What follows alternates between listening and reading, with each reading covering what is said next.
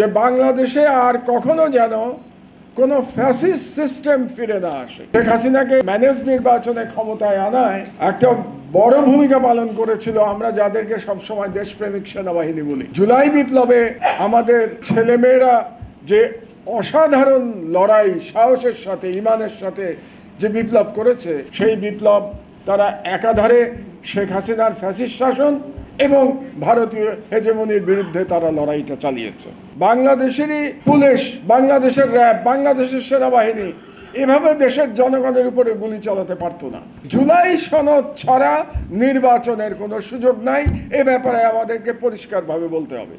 জুলাই বিপ্লবের প্রতিপক্ষ কারা ছিল বা প্রতিপক্ষ কে ছিল? প্রধান প্রতিপক্ষ দুটো ছিল, তার মধ্যে একটা অভ্যন্তরীণ এবং একটা বাইরে। অভ্যন্তরীণ প্রতিপক্ষ ছিল একটা ফ্যাসিস্ট শেখ হাসিনার ফ্যাসিস্ট রেজিম, আর বাইরের যে প্রতিপক্ষ ছিল সেটা ছিল হেজেমনিক ইন্ডিয়া। কারণ শেখ হাসিনা 15 বছর ধরে যে ফ্যাসিস্ট শাসন ব্যবস্থা বাংলাদেশে চালাতে পেরেছে, সেটা মূলত পেরেছে ভারতের ব্ল্যাঙ্ক চেকের মাধ্যমে। কারণ জিওপলিটিক্যাল সিচুয়েশনটা একটু অন্যরকম ছিল এই পিরিয়ডে। শেখ হাসিনা যখন ক্ষমতা এসেছিলেন, as a result of again geopolitics, 2008 সালের ডিসেম্বরের আমি যেটাকে বলি ম্যানেজ নির্বাচন, এক ধরনের ম্যানেজ নির্বাচন, যে ম্যানেজ নির্বাচন প্রমাণিত হয়েছে পরবর্তীতে ভারতের সাবেক প্রেসিডেন্ট প্রণব মুখার্জির বইতে, যে নির্বাচন হয়েছিল ডিসেম্বরে আর ফেব্রুয়ারি মাসে সিদ্ধান্ত হয়ে গেছিল যে শেখ হাসিনাই ক্ষমতায় আসবেন। মানে নির্বাচনের 10 মাস আগে সিদ্ধান্ত হয়েছিল। এবং দুর্ভাগ্যজনকভাবে শেখ হাসিনাকে ওই যে ম্যানেজ নির্বাচনে ক্ষমতায় আনায় একটা বড় ভূমিকা পালন করেছিল আমরা যাদেরকে সবসময় দেশপ্রেমিক সেনাবাহিনী বলি। এবং সেনাবাহিনী সহায়তায় ভারত শেখ হাসিনাকে ক্ষমতায় বসিয়েছিল। এবং তখন যে জিওপলিটিক্যাল সিচুয়েশনটা ছিল, সেটা 9/11 পরবর্তী জিওপলিটিক্যাল সিচুয়েশন, সেটা তখনও চলছিল।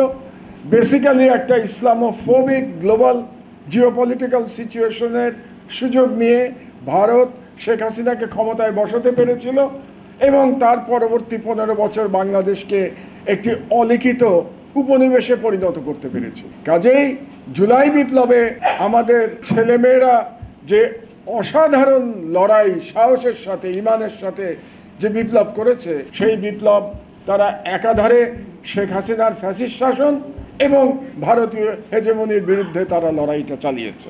যেহেতু দুই পক্ষের বিরুদ্ধে লড়াই ছিল, আমরা যদি এখন সেই প্রতিপক্ষ থেকে আমরা বিপ্লবের লক্ষ্যের দিকে চলে যাই, তাহলে লক্ষ্যটাও দুটো হওয়া উচিত।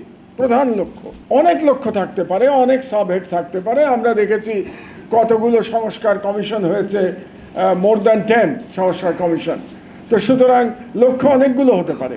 আমি মোটা দাগে দুটো লক্ষ্যের কথা বলছি।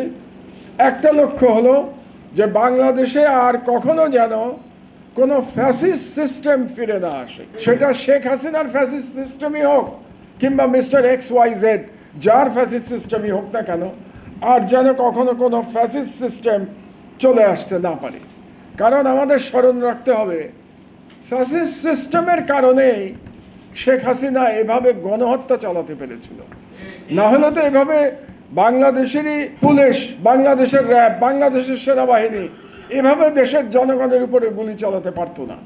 এটা পেরেছিল কারণ একটা ফ্যাসিস্ট শাসন ব্যবস্থা বাংলাদেশে শেখ হাসিনা তৈরি করতে পেরেছিল। যে আমরা সম্প্রতি অনেকগুলো সেই সময় শেখ হাসিনার টেলিফোন সংলাপ শুনতে পেয়েছি, যেগুলো তিনি নির্দেশ দিতেন গণহত্যা চালানোর জন্যে।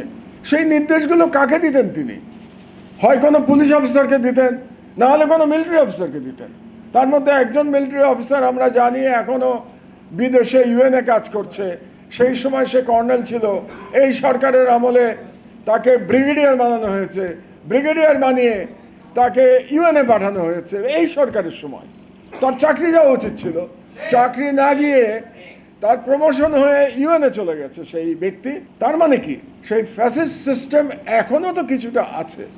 তো সুতরাং 1 নম্বর লক্ষ্য ছিল ফ্যাসিস্ট সিস্টেম ডিসম্যান্টলিং করতে হবে, মানে শেখ হাসিনার যেটা ছিল এটা হয় নাই। এবং দ্বিতীয়ত, আবার যেন এটা ফিরে না আসে। তো ফিরে না আসার জন্যে অবশ্যই আমাদেরকে জুলাই সনদ বাস্তবায়ন করতে হবে, এর কোনো বিকল্প নাই।